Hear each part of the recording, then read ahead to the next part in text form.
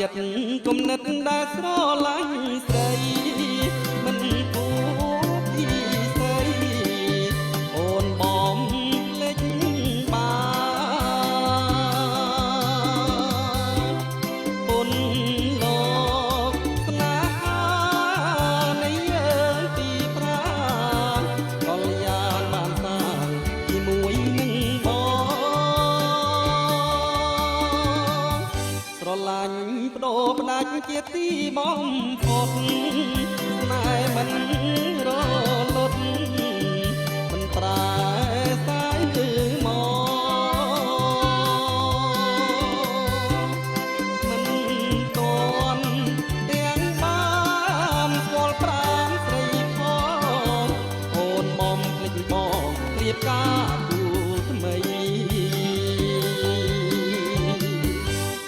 តតែរូបថតអនុស្សាវរីយ៍អូនសុខពីបងសែនរីងរៃ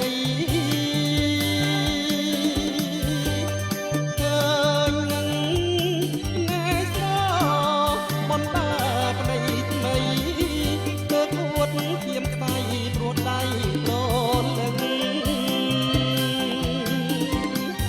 ស្រស់ស្រីសុភីនារីបៃលិនអូនស្ដាប់បងសិនតែកុំអាខឹងបងស្រឡាញ់អូនធ្វើយ៉ាងហ្នឹងតែបងមិនខឹងនឹងសុភីឡើយ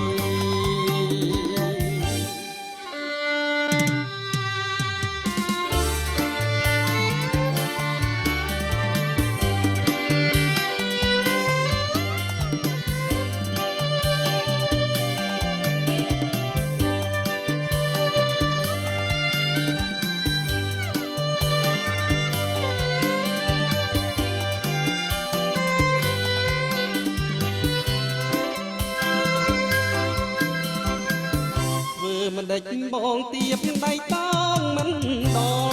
ល់